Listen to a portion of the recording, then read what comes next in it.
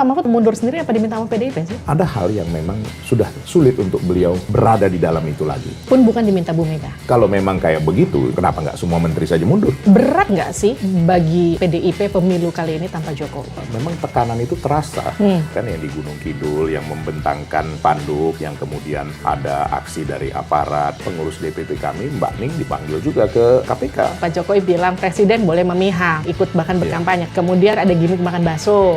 PDIP nggak merasa itu jadi gempa bumi politik? Tidak ada yang salah. Tetapi apakah bisa dipisah antara pribadi dengan jabatan? Kalau orang awam berpikir nyaman, ada sih Bapak yang nggak ngedukung anaknya? Sah-sah saja. Tapi apa itunya? Apakah ini karena kekuasaan, karena uang, atau karena lain-lain? Pak Jokowi itu kan orang yang dibesarkan PDIP ya. Sama mungkin dengan Ganjar yang sekarang. Gak takut Ganjar nanti kayak Pak Jokowi? Bagaimana Ketua Umum Ibu Megawati Soekarno Putri? Kami bisa loh mencalonkan sendiri. Lah beliau menyerahkan dulu kepada Pak Jokowi, sekarang kepada Mas Ganjar. Bukankah itu seorang pemimpin? Ada pernyataan dari Mas Guntur ya, kalau Ganjar Mahfud menang, Jokowi terserah mau diapain. Kenapa sampai begitu? Marah banget. Beliau itu kan sangat mendukung yang namanya Pak Jokowi. Bahkan menyampaikan kalau boleh nanti beliau yang akan meneruskan kepemimpinan. Kalau boleh saya menduga, mungkin beliau sudah sangat terpukul. Perang dingin antara Bu Mega dan Pak SBY, mungkin nggak dengan Pak Jokowi juga akan sama? Kita bicara jujur aja lah Mbak Livi.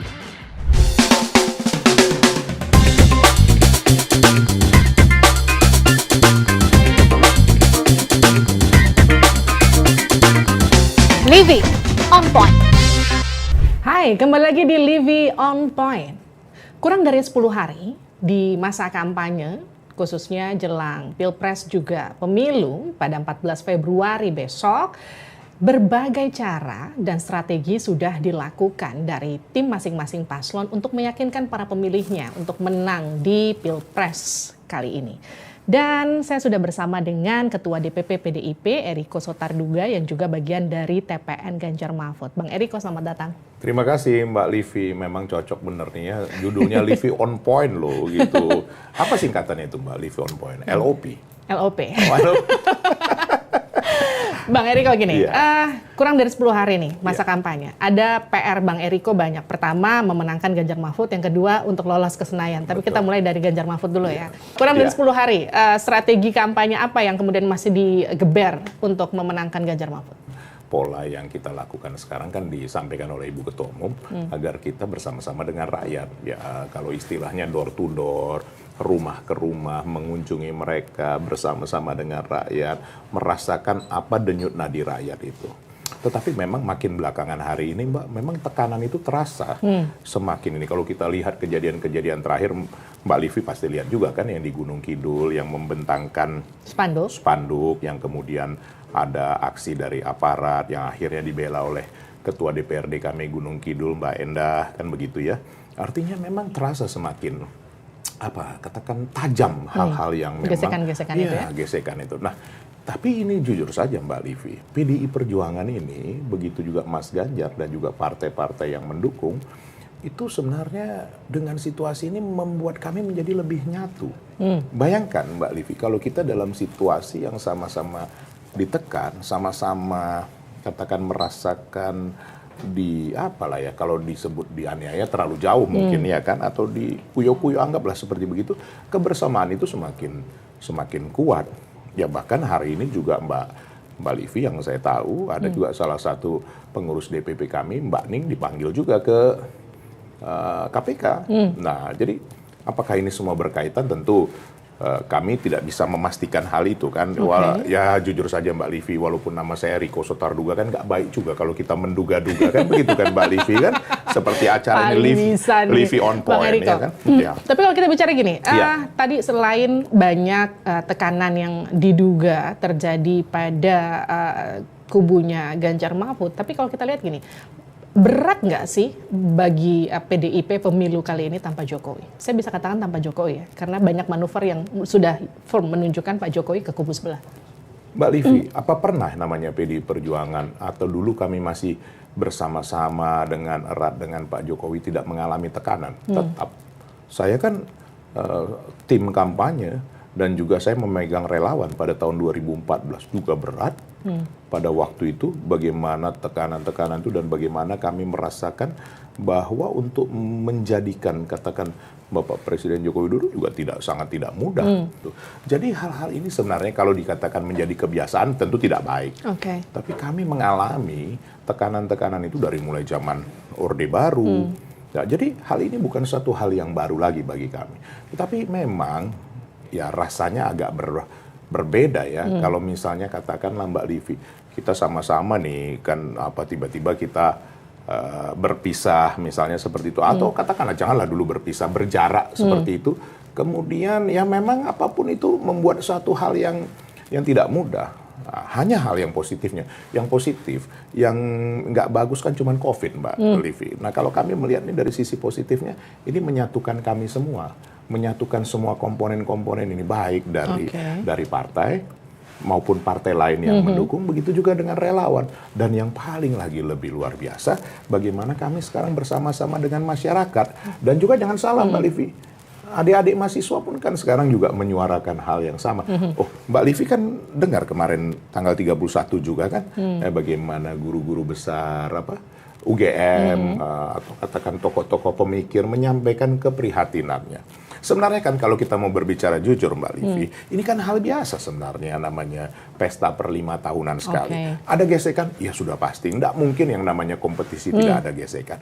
Tapi sebenarnya kompetisi itu kalau misalnya kita hadapi dengan ya biasa ya, dengan artinya ya kita berkompetisi keras-keras, itu sebenarnya enggak masalah juga. Tapi nuansa kebatinan di tubuh internal PDIP, mereka yang kemudian harus berperang di grassroots, di bawah, sampai kemudian ke atas, ke pucuk pimpinan, itu gimana pasca kemudian dianggap Pak Jokowi ditinggal untuk pergi sendiri? Ya memang saya harus apa adanya Mbak Livi, nggak usah lah jauh-jauh, harus kita memberi contoh kan harus diri kita. Kalau kita memberi contoh yang lain di daerah lain tentu kan akan kita menduga-duga lagi seperti itu. Nah kalau saya yang mengalaminya di Jakarta, masyarakat itu sudah cerdas Mbak Livi, sangat cerdas. Mbak Livi ingat hasil survei Litbang Kompas kan, ada 28,1%, 28,3% yang belum menentukan pilihannya, sama sekali belum menentukan pilihan.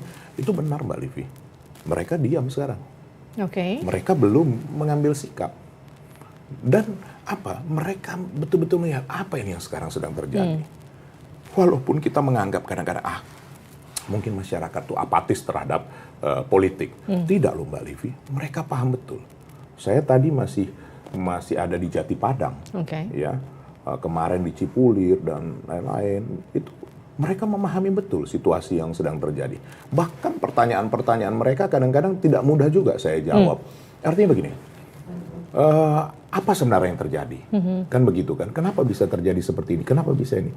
Ya saya coba menjelaskan dengan apa adanya, tapi tentu dengan bahasa yang lebih sederhana. Nah, bagi mereka ini sesuatu hal yang menarik, bahwa ya nanti kalau saya katakan nanti seolah-olah Mbak Livi bilang, loh Bang Eriko kok membelain paslon nomor 1, apalagi sekarang lagi populer, lagi 4 jari itu kan.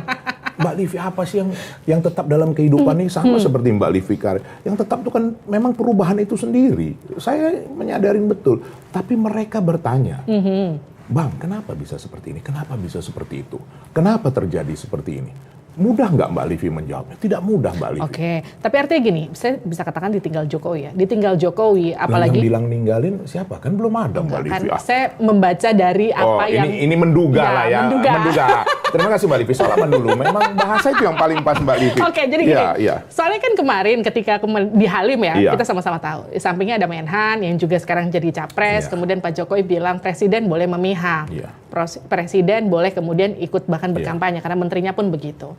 Kemudian terakhir ada gimmick makan bakso yang kemudian juga kita saksikan sama-sama. Ini bisa dikatakan bagian dari deklarasi secara tidak langsung seorang Joko Widodo untuk mendukung Pak Prabowo. PDIP nggak merasa itu jadi gempa bumi politik? Ya memang kalau berbicara normatifnya nih Mbak Livi, kan ada pasal 299 Undang-Undang Nomor 7 Tahun 2017 bahwa memang, tapi jangan diambil satu ayat saja seolah-olah memang Presiden boleh menjadi katakan itu tadi mendukung atau berkampanye. Sebenarnya pribadi boleh Mbak Livi, nggak ada yang salah. Tetapi apakah bisa dipisah antara pribadi dengan jabatannya, Mbak Livi? Apakah itu logis? Apakah itu realistis?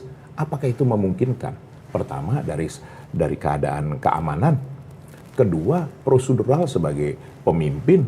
Kan itu ada proseduralnya yang harus terjadi. Nah, ketiga, pengaruh katakanlah psikologis maupun juga kepada bawahan-bawahannya, termasuk kepada aparat. Ini kan bisa saja jadi mempengaruhi. Sebenarnya kan itu yang ditanyakan oleh masyarakat, yang disampaikan juga oleh para guru besar, oleh para pemerhati politik. Kalau kita lihat sekarang, Mbak Livi, jangan kita berpikir bahwa banyak rakyat itu apatis terhadap politis. Keliru, Mbak Livi. Itu saya rasakan di lapangan.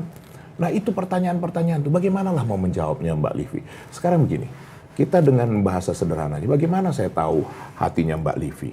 Betul kan? Walaupun kita sudah sering bertemu, kan tidak mudah mengetahui ini sekarang Mbak Livi kondisinya sedang apa atau apa. Nah, bayangkan Mbak Livi tadi sudah menyampaikan, kita harus menduga-duga perasaan seseorang.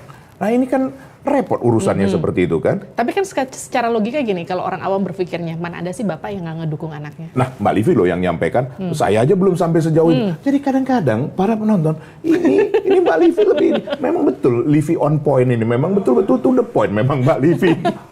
Gini, ya karena itu secara logika ya. Coba Mbak Livi, kenapa Mbak Livi hal yang paling sederhana itu? karena gini, karena kalau kita bicara mana ada sih bapak yang nggak mendukung anaknya, mungkin memang secara tidak langsung tidak dideklarasikan, tapi kita bisa lihat dari gesturnya, dari beberapa pernyataan yang mungkin tidak secara langsung dikatakan. Tapi gini, itu kan kemudian merembet ke beberapa gerakan di mana ada relawan-relawan yang ikut pindah, jadi nyebrang. Itu jadi hambatan atau jadi goncangan sendiri nggak buat TPN Ganjar Mahfud? Mbak Livi, kita mulai dulu ya. Saya 2014 adalah koordinator tim kampanye nasional relawan. Ditugaskan oleh Ibu Mega memimpin relawan Bapak Presiden, waktu itu calon Presiden Joko Widodo. Setelah dari gubernur waktu itu tahun 2012, saya memimpin dan memakai di tempat saya di Jalan Cikditiro, di Menteng. Nah, itu saya merasakan betul. Sebenarnya yang disebut relawan itu apa, Mbak Livi? Rela bekerja tanpa berharap sesuatu. Katakan, kalau relawan sudah bergen terhadap katakan kekuasaan atau apapun, apakah layak disebut relawan lagi? Sedangkan kami saja, saya sampai sekarang Mbak Livi, saya bergerak di dunia politik, ya kan? Saya sebagai kader partai, saya sebagai anggota. Apakah saya sudah mendapatkan sesuatu dari upaya saya sebagai kader ini untuk memenangkan calon kami? Tidak ada, Mbak Livi. Boleh dicek. Nah, apalagi relawan.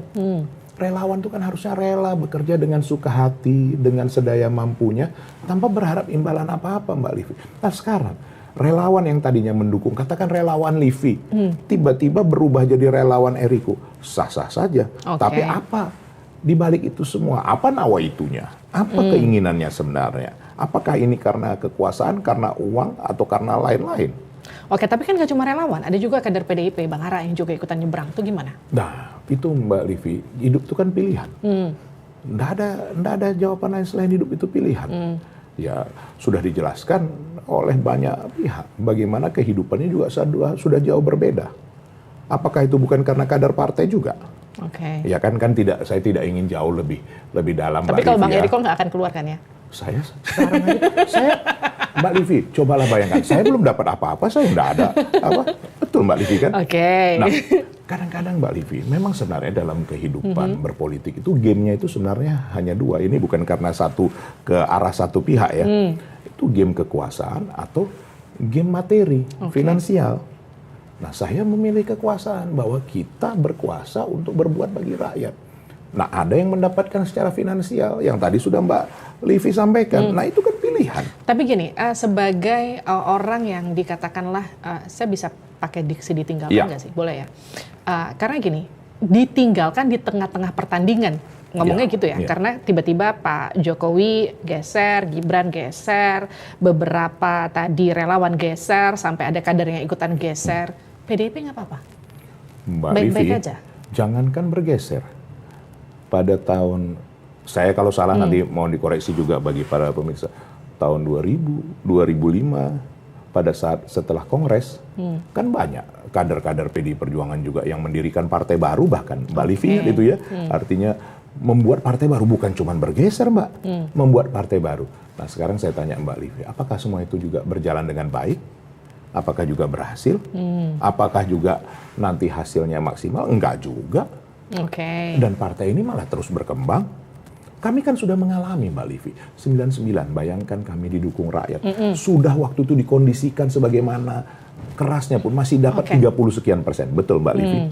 Tapi tahun 2004, harus jujur, kami belum siap. Karena belum menyiapkan, itu turun drastis. Baik, sekarang gini, Pak Jokowi itu kan orang yang dibesarkan PDIP ya. Dari mulai Solo, bawa ke Jakarta, jadi presiden 2 periode, itu salah satunya bisa dikatakan karena PDIP. Sama mungkin dengan Ganjar yang sekarang, mulai dari Jawa Tengah sampai kemudian sekarang mau jadi capres. Gak takut Ganjar nanti kayak Pak Jokowi meninggalkan PDIP? Mbak Livi, tugas partai adalah mempersiapkan kader untuk memimpin rakyat dengan baik. Apakah dalam hal ini PDI Perjuangan salah? Kan tidak.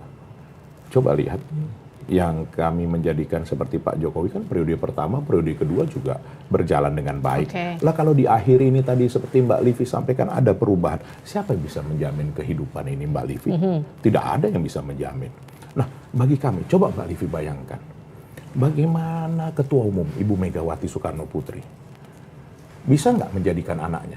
Coba saya tanya Mbak Livi, bisa kan? Kami bisa loh mencalonkan sendiri. Lah beliau menyerahkan dulu kepada Pak Jokowi, sekarang kepada Mas Ganjar. Bukankah itu seorang pemimpin? Memberikan kader terbaiknya. Yes, ini senada sama pidatonya Bu Mega yang sempat bilang waktu HUT PDIP, koreksi saya kalau salah ya, yang bilang kekuasaan itu nggak ada yang abadi. Betul. Betul ya, Bu Mega ngomong gitu ya? Betul. Apa yang abadi, Mbak? Yang abadi adalah perubahan itu sendiri. Tidak ada yang tepat. Dari tadi ngomong perubahan mulu, nih 3 mau gabung ke 1 bagaimana sih? Nah, itu kan Mbak Livi yang menyimpulkan. Nah, pemirsa, semua yang menyaksikan, yang menyimpulkan tuh Mbak Livi. Habis udah 2 kali loh ngomong perubahan. Mbak Livi, sekarang banyak orang begitu kan? Nah, itu monggo-monggo saja, kan demokrasi. Betul kan? Kalau kami masih, Tapi gini-gini, kan sekarang dari survei saya ngomongin data nih. Survei itu kan masih ada di posisi 3. Kalau survei yang mana ini Mbak Livi? Beberapa survei. Iya, betul, sepakat. Saya nggak bilang semua loh. Beberapa survei. Saya sebelumnya tuh ngobrol sama Habib Abu Bakar Al-Habsyi ya. Sudah satu suara belum koalisi dengan 03? Kalau lolos putaran kedua. Sedang diolah. Berapa persen? 80%. Wow, tinggi ya Beb? Iya dong. 80% tinggal mah. besok, Bos. Udah tinggal salaman ke 80%. Tinggal besok, Bos. Iya, Beb. Menunggu apa lagi? Jadi 03 nggak mungkin ke 02 ya, Beb? Mungkin itu waktu tinggal 3 bulan setelah tanggal 14. Nggak bisa. Dan itu harus segera dibikin kesepakatan. Caranya kayak gimana, situasi nanti. Ada ini ya, diskusi-diskusi untuk gabung? Begini.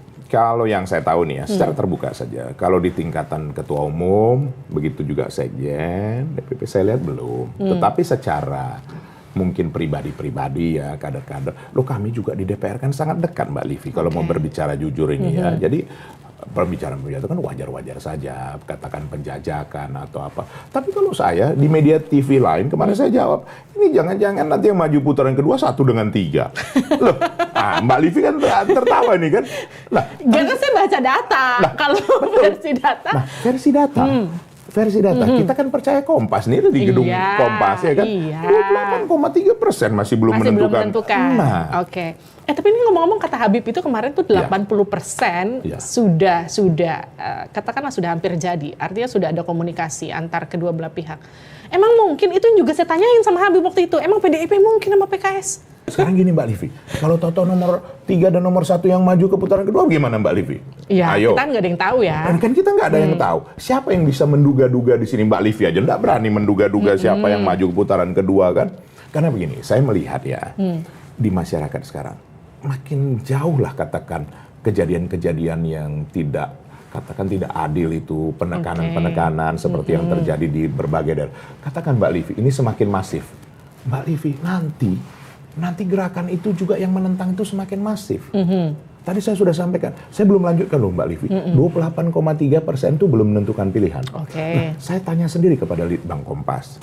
Sementara dari yang 71,7% itu, berapa yang sudah pasti? Ternyata Mbak Livi, 44% masih swing voter. Nah, artinya berarti masih mungkin digocek-gocek. Masih. Dan setelah saya turun di masyarakat, Dan juga saya tanyakan ke daerah-daerah lain. Masyarakat ini pintar loh Mbak Livi. Mereka baru menentukan kapan. Hari H sampai H-7. Jadi belum Mbak Livi. Ini belum apa-apa. Jadi mungkin masih akan berubah? Masih akan berubah. Terutama jelang debat besok ya, debat final ya? Tapi kami kan tidak ingin katakan terus, pasangan 3 1 putaran gitu. Sudahlah, kita berikan kepada masyarakat biar nanti yang Maha Kuasa menentukan. Ya kalau kami melihat memang putaran kedua akan terjadi seperti itu. Ngomong-ngomong masih soal Pilpres, kan hari ini nih, kita taping hari Kamis ya, Pak Mahfud mundur ya? Iya, betul. Ini Pak Mahfud mau mundur sendiri apa diminta sama PDIP sih? Apakah bisa Pak Mahfud diminta seperti itu, Mbak Livi? Kan saya nanya. Soalnya kan pertama kali yang keluar, nih koreksi saya kalau salah. Urutannya kan pertama kali Sekjen ya, Pak Hasto ngomong. Terus kemudian nggak lama Pak Ganjar meminta mention secara langsung. Baru kemudian Pak Mahfud angkat bicara untuk merespon itu kalau Pak Mahfud mau mundur. Baru kemudian mundur. Jadi betul dong kalau mungkin saja ada asumsi, jangan-jangan ini dipush sama PDIP dan juga Pak Ganjar untuk mundur. Bukan karena kemauan sendiri. Tapi faktanya? Nah, ini pada saat beliau dideklarasikan oleh PDI Perjuangan dan P3, Hanura, begitu juga Perindo, saya bertanya dengan beliau, Pak, apakah Bapak akan segera mundur? Beliau jawab, kita lihat nanti. Dan banyak jawaban lain, tidak boleh saya buka di sini ya, seperti itu. Kenapa ini? Jadi Mbak Livi, seseorang yang namanya Profesor Mahfud MD bukan orang yang tidak punya keteguhan hati, sangat teguh. Menurut saya nih, bolehlah saya menduga-duga ya Mbak Livi ya, saya belum bicara langsung dengan Pak Mahfud, tapi pada waktu deklarasi itu saya banyak berbicara dengan beliau. Saya menduga ada hal yang memang sudah sulit untuk beliau berada di dalam itu lagi. Jadi bukan karena misalnya kami mendesak atau siapapun mendesak. Pun bukan diminta Bu Mega? Sepanjang yang saya tahu, sampai saat ini belum ada. Kalau berbicara hati ke hati sering. Coba kalau kita lihat Mbak Livi, bagaimana seorang Profesor Mahfud MD itu orang yang tidak mudah. Ya kalau saya katakan tidak mungkin saya terlalu jauh. Kan gitu. Tidak mudah untuk dipengaruhi, tidak mudah untuk... Kalau menurut saya, sekali lagi menduga Mbak Livi, ada hal yang membuat beliau tidak merasa lagi mungkin sesuai ada di dalam sana. Itu menurut saya. Nah, logika sederhana. Kalau memang kayak begitu, seperti tadi Mbak Livi sampaikan, kalau PDI Perjuangan kenapa nggak semua menteri saja mundur? Ya kan? Kan itu jawabannya. Kenapa tidak semua? Soalnya kan Pak Hasto waktu itu bilang ada ketidaknyamanan sejumlah menteri, kemudian berujung pada mundurnya Pak Mahfud. Tapi artinya menteri-menteri PDIP nggak mundur ya? Begini, kalau saya melihat ini dari saya secara ini tidak ada yang bisa memastikan 100%. Kita lebih bagus mengundang menterinya. Mereka sebenarnya pada dasarnya tidak ada masalah untuk juga mundur ataupun tidak. Tetapi kan juga kami kan yang mendukung dan menjadikan pemerintahan ini dari awal. Tadi sudah Mbak Livi sampaikan berapa kali tadi ini kalau saya ngitungnya 7 kali Mbak Livi. Kalau berbicara secara jujur 7 kali ini 3 kali yang paling krusial. Bukan karena Mas Ganjar nomor 3 ya, tapi 3 kali. Apa? Yang pertama kali waktu maju menjadi wali kota, betul. Nah, kemudian pertama kali maju menjadi gubernur. Dan yang ketiga kali, ini yang paling krusial, maju menjadi calon presiden. Apakah dulu semua mendukung Mbak Livi? Kan tidak. Nah, itulah yang paling penting. Jadi, segala hal sudah kami lakukan. Nah, tapi apapun, PDI Perjuangan, Ibu Mega sudah menyampaikan, Sekjen sudah menyampaikan, bertanggung jawab penuh terhadap pemerintahan ini. Karena apapun PDI Perjuangan yang berperan terbesar dalam hal ini. Nah itu dia Bang Eriko, PDI Perjuangan, lambangnya banteng, warnanya merah.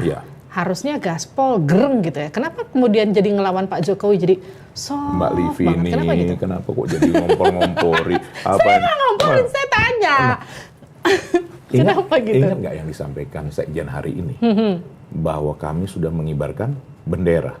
Kalau banteng, kalau bendera merahnya belum ditaruh sini, dia nyeruduk nggak, Mbak? Enggak dong, nunggu bendera merah dulu. Nah sekarang jadi artinya Bu Mega udah kasih bendera merah? Nah, saya belum tahu ini. Masa saya jawab, beliau ketua umum. Kalau beliau perintahkan ya kita ini kan. Tapi artinya kami sudah mengibarkan bendera bahwa kami siap dengan segala hal. Artinya begini Mbak Livi. Apakah hidup itu kemenangan penting? Tapi yang paling penting kan bagaimana yang terbaik bagi rakyat Indonesia. Apa yang terbaik sekarang bagi rakyat Indonesia? Yang terbaik adalah pemilu yang jujur, adil, langsung umum, bebas rahasia. Nah sekarang soal jujur dan adil, biar rakyat yang menilai. Ini kalau sampai terjadi hal-hal yang tidak sesuai Mbak Livi, nanti masyarakat sendiri yang akan bergerak. Soal menang kalah, biar nanti rakyat yang memutuskan. Mbak Livi, panglimanya ini kan rakyat, yang menentukan kemenangan itu kan rakyat. Kalau Mas Ganjar sebutkan, rakyatku adalah tuanku. Segini, kan ada pernyataan dari Mas Guntur ya. Kalau Ganjar Mahfud menang, Jokowi terserahlah mau diapain. Itu kenapa sampai begitu marah banget? Saya, sepengetahuan saya ya, beliau itu kan kami memanggilnya ayah ya. Walaupun beliau nggak mau dipanggil ayah, maunya dipanggil Mas Tok. Serius ini Mbak Livi, setiap telepon atau apa. Saya, bolehlah saya menilai ya, sebagai, minta maaf Pak Tok kalau saya salah menilai. Beliau itu kan sangat mendukung yang namanya Pak Jokowi, betul? Ya, betul. Bahkan menyampaikan kalau boleh nanti beliau yang akan meneruskan kepemimpinan, iya, kan begitu kan? Pernah ngomong kan? Luar biasa sudah dukungannya. Dari mulai wali kota sampai gubernur sampai jadi presiden. Kalau boleh saya menduga, sekali lagi maaf Pak Tok, mungkin beliau sudah sangat terpukul. Bahasa yang paling tepat itu, terpukul. Sehingga beliau tidak tahu lagi apa yang harus dikatakan, sehingga dikatakanlah seperti itu. Gitu. Tapi kan memang kita harus jujur akui, apa juga ininya kan beliau sampaikan, apapun nanti terserahlah, apapun itu bisa dilakukan nanti pada saatnya. Kan maksudnya ini sebenarnya dalam bahasa sederhana, nanti waktu yang akan menentukan. Tapi kan gini, beberapa media sempat memberitakan komunikasi antara Bu Mega sama Pak Jokowi itu sekarang sudah terputus. Sudah terputus kan? Sebenarnya dikatakan terputus, tidak pernah bertemu secara langsung setelah setelah ditentukan pada waktu itu pilihannya berbeda. Memang betul Mbak Livi, sampai saat ini tidak ada. Dan menurut yang saya lihat, ya memang sampai nanti pemilu kan tentunya tidak baik. Kalau misalnya ada, seolah-olah nanti ada hal-hal yang lain kan. Tapi kalau setelah pemilu kan kita tidak tahu Mbak Livi, nanti kita lihat saja. Mungkin nggak anak sama ibu ini bisa akur lagi? Antara siapa maksudnya Mbak Livi? Pak Jokowi sama Bu Mega, anak dan ibu kan kita bilangnya. Ibu Mega, coba ya Mbak Livi bayangkan ya, bagaimana, ini cerita beliau sendiri, ini cerita beliau. Silakan kalau ada yang percaya atau tidak juga monggo. Ingat nggak Mbak Livi, setelah jatuhnya pemerintahan Orde Baru, Pak Harto, kemudian yang putranya Pak Harto siapa yang dipenjara di Pulau Nusa Kambangan, nah Mas Tommy itu ya, tahu Mbak Livi, yang meminta dibangun landasan helipad itu Ibu Mega.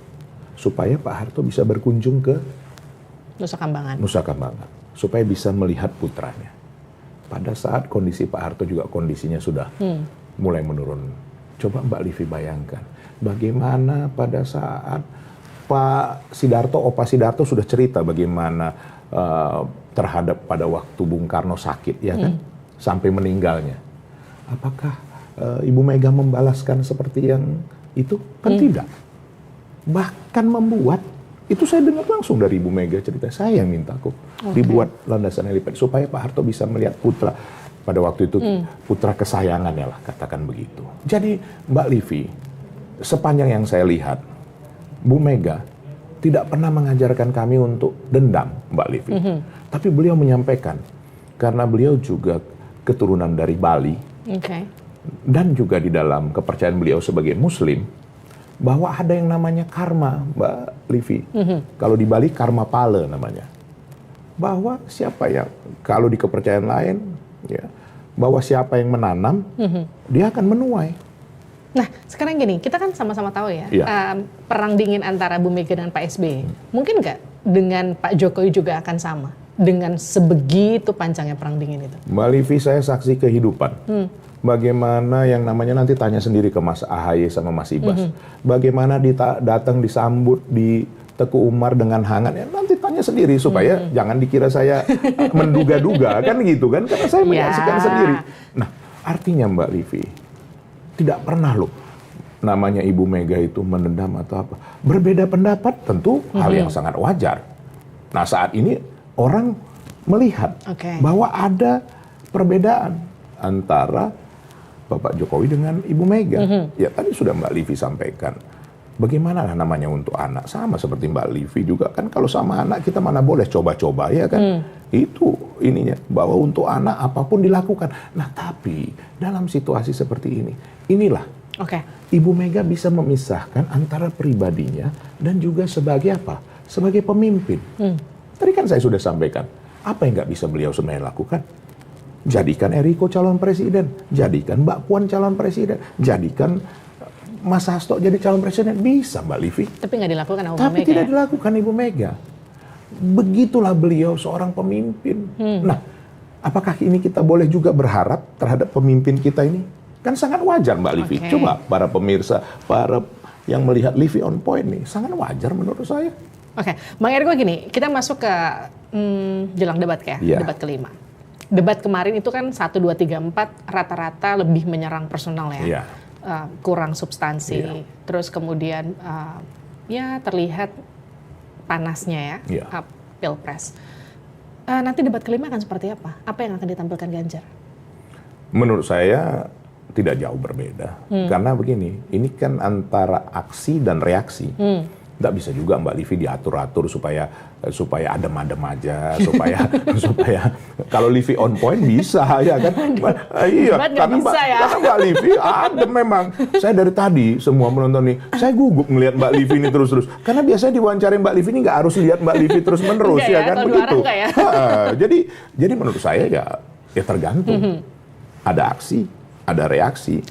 Tapi di sini bagaimana masyarakat melihat sejauh apa sih seorang calon pemimpin mereka nantinya, emosionalnya, bagaimana cara dia menghadapi katakanlah satu problema, bagaimana dia merespon, bagaimana juga gesturnya, kan itu yang mau dilihat oleh para penonton atau para yang menyaksikan di tempatnya masing-masing. Tapi dagangan, saya bicara dagangan ya, dagangan paling menarik dari Ganjar Mahfud nih di debat kelima besok tuh apa sih kalau kita bicara soal temanya kan soal kesejahteraan sosial, kebudayaan, pendidikan, teknologi informasi, kesehatan, ketenaga kerjaan, sumber daya manusia, inklusi. Kita bicara jujur aja lah Mbak Livi, nggak usah jauh-jauh di Indonesia Timur, Indonesia Barat. Mbak Livi, kita ada di Jakarta, bagaimana perbedaan kehidupan itu sangat jauh. Mbak Livi sudah lihat. Nanti sekali-sekali saya bawa Mbak Livi, ada saudara-saudara saya yang tinggal di pemakaman. Bisa nggak terbayangkan Mbak Livi? Tinggal di pemakaman Mbak Livi, buka pintunya nisan. Dan rumah itu tidak ketutup sebagian. Jadi kalau hujan, tempias. Itu ada. Ada di pemakaman, 400 kepala keluarga. Nah Mbak Livi, apa kesimpulan dari semua ini? Terjadi perbedaan yang demikian jauh. Terjadi pola kehidupan yang sangat berbeda antara bumi dan langit. Nah, ini yang penting menurut saya nanti. Sejauh apa? Sebenarnya simpel Mbak Livi. Seseorang yang bisa memahami kesusahan itu adalah orang yang pernah mengalami kesusahan itu sendiri. Nah, Anda yakin nggak dari debat kelima itu yang tadi ada angka swing voters, ada angka mereka yang undecided belum memilih atau apapun itu akan yakin untuk memilih Ganjar Mahfud di debat kelima? Ada pengaruhnya. Saya harus jujur. Memang penonton berdasarkan dari ratingnya mungkin sekitar 30% rakyat Indonesia. Apakah itu bisa merubah? Bisa. Tapi memang harus jujur. Tidak terlalu sampai signifikan. Artinya katakanlah 5-10% bisa swing voternya. Tetapi yang paling utama Mbak Livi, yang disampaikan oleh Ibu Mega kepada kami untuk turun ke rakyat, bersama-sama dengan rakyat. Dan mereka umumnya, sekarang beginilah, mereka bekerja demikian keras, katakan sebagai pemulung dan lain-lain, sebagian besar memang tidak mengikuti sosial media, tidak mengikuti juga katakan berita atau apa, karena ya kadang handphonenya pun tidak punya Mbak Livi. Nah, jadi kita melihat bahwa ini juga satu peluang yang besar bagi pasangan yang bisa memanfaatkan ini seperti itu. Dan kami sudah melihat itu di Jakarta saja responnya memang sangat baik seperti itu. Bang Eriko, aku mau masuk ke pertanyaan pribadi. Nyalek nih ya? Iya. Untuk yang keberapa kali? Saya masuk sekarang yang keempat kali, bukan karena sekarang lagi model apa. Nanti Mbak Livi selalu kaitkan dengan itu. Habis kalau nggak ngomong. Nanti gini, saya terima kasih sudah diberi kesempatan saya yang ketiga kali sampai saat ini 3 kali ya. Nah ini mau menuju keempat. Ya. Oke, selama 3 kali ini perubahan apa sih yang udah dibuat oleh seorang Eriko Sotarduga untuk rakyat di dapilnya? Mungkin saya belum bisa merubah 180 derajat. Tapi paling tidak saya punya semboyan Mbak Livi yang saya terapkan, melayani. Satu kata. Banyak hal yang kami lakukan paling tidak mengurangi beban kehidupan dari masyarakat itu sendiri. Paling tidak ada perubahan-perubahan yang mendasar dari kehidupan mereka. Apakah sudah sempurna Mbak Livi? Apakah sudah semua? Belum. Masih banyak. Karena itulah kenapa saya sampaikan juga dalam saya turun tadi juga baru saya di daerah Jati Padang kemarin di Cipulir saya sampaikan kasihlah saya kesempatan supaya saya bisa berbuat paling tidak lebih banyak lagi ya menerima manfaatnya. Apakah sudah sempurna? Masih jauh Mbak Livi. Saya juga harus jujur. Tapi paling tidak saya sudah coba melakukan yang dapat saya lakukan dan itu seperti tadi saya sampaikan, ada saudara kita yang di pemakaman, itu membuat rasa bersyukur di dalam hati. Itu sebenarnya Mbak Livi, kenapa saya mau maju lagi, kenapa saya masih banyak pekerjaan yang belum tuntas. Itu mungkin dianggap klasik, tapi memang itu kenyataannya Mbak Livi. Apa yang masih pengen dilakukan? Maksudnya perubahan seperti apa yang mau dilakukan lagi? Nggak usah jauh-jauh, kan saya dapil 2. Jakarta Selatan, Pusat, dan luar negeri. Kalau luar negeri, banyak hal juga di luar negeri. Seperti pekerja-pekerja migran kita. Bahkan saya menginisiasi agar nanti ada dapil khusus luar negeri. Walaupun tidak mudah Mbak Livi menggolkan hal ini. Karena itu harus merubah undang-undang. Nah ini saya akan coba untuk dapil. Nah untuk dapil yang di dalam negeri, Jakarta Selatan, Pusat, ketimpangannya itu luar biasa Mbak Livi. Nah ini harus dituntaskan. Ibu Mega memesankan. Bagaimana kamu bukan hanya mengatasi satu problem untuk akhirnya masuk juga ke problem yang lain. Tapi bagaimana menuntaskan kehidupan mereka. Sama seperti rencana Mas Ganjar. Satu keluarga sederhana, satu keluarga yang kurang mampu, satu sarjana. Nah, kami sedang menyiapkan dari PDI Perjuangan ya, menyiapkan program bagaimana mengentaskan keluarga yang memang sangat-sangat, minta maaf, nggak ada bahasa lain, miskin. Nah ini supaya kemiskinan yang absolut ini bisa berubah menjadi kehidupan paling tidak sederhana lah dulu. Bang Eriko masuk di dapil neraka ya? Bisa dibilang dapil neraka? Kenapa sih? Udah pernah memang ada yang ke neraka. Saya jujur. Saya juga bingung kenapa dibilang ke dapil neraka, Abang. Karena kan dianggap begini. Nggak minta maaf lah Mbak Livi, di ruangannya aja dingin. Bagaimana lah dapil neraka ini? Saya pun kadang-kadang bingung juga. Karena katanya dapilnya susah Bang. Isinya master-master semua kayak Bang Eriko. Tapi Bang Eriko ngerasa itu susah nggak di dapil itu? Tantangannya apa sih? Mbak Livi, hidup ini kan tidak ada yang pasti. Yang pasti adalah ketidakpastian itu sendiri. Dikerjakan aja Mbak Livi dengan sebaik-baiknya. Dan jujur saja, kita meminta kemurahan hati rakyat kok. Sekali lagi, benar yang disampaikan Mas Ganjar, rakyatku itu tuanku. Nah, apakah mudah? Tidak. Rakyat udah pintar Mbak Livi. Nah, ini contoh nih ya. Tapi jangan nanti dianggap manas-manasin rakyat loh. Mereka Mbak Livi, kan banyak tuh. Mau serangan fajar katanya kan. Serangan subuh kah? Atau serangan apa? Banyak Mbak Livi. Tahu Mbak Livi gimana reaksi rakyat? Tahu Mbak Livi, nanti boleh kita sama-sama kita. Mereka terima, tapi nggak dipilih. Nah, coba bayangin. Coba bayangin. Mereka terima, tapi nggak dipilih. Karena kenapa? Enak aja. Bayar 200.000, 300.000 untuk 5 tahun. Setahun berapa Mbak Livi? 50.000. Sebulan berapa? 4.000. Pinter rakyat kita ini. Tapi diterima, tapi nggak dipilih. Mereka mau melihat siapa yang serius. Nah, gini, itu ada hubungannya. Karena kan sekarang gini, ada orang bilang nggak mungkin jadi caleg kalau modalnya sedikit. Betul, kalau itu betul. Bang Eriko modalnya gede banget dong berarti.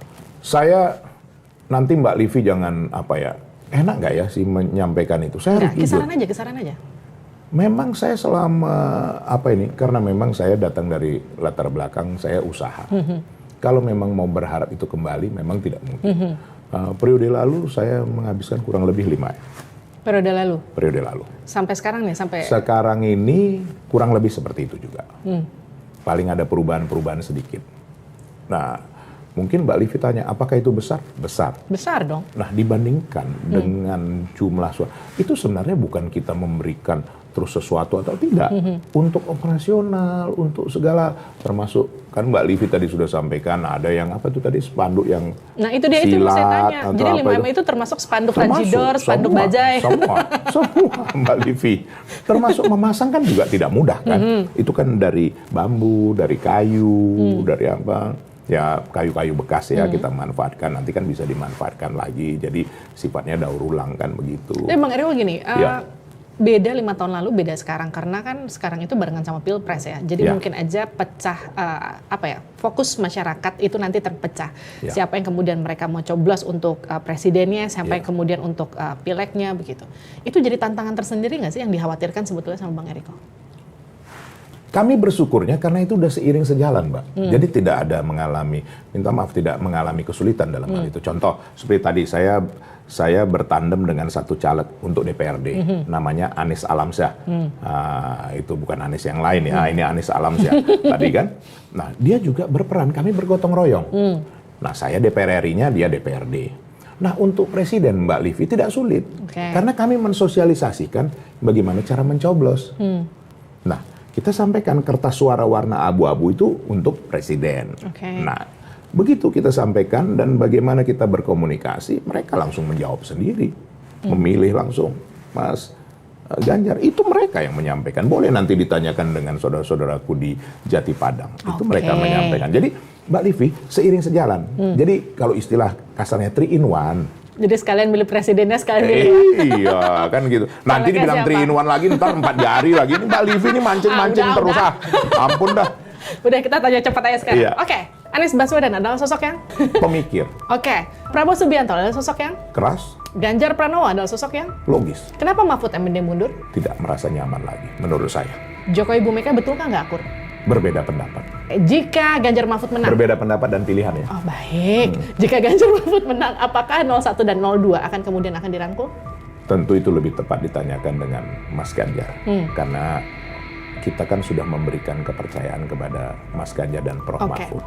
Yakin nggak lolos putaran kedua? Yakin. Yakin nggak lolos lagi ke DPR?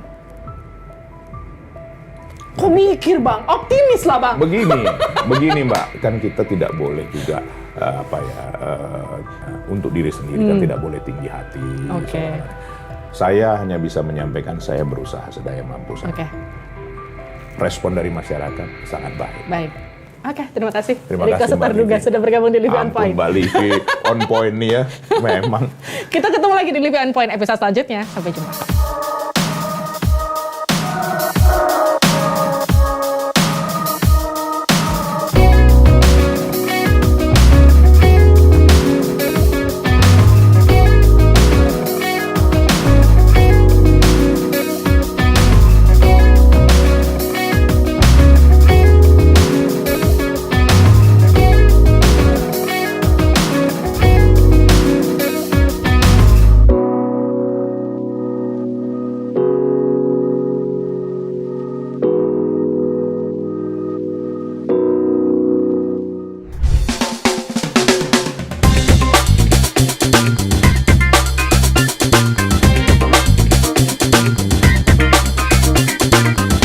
Livi On Point.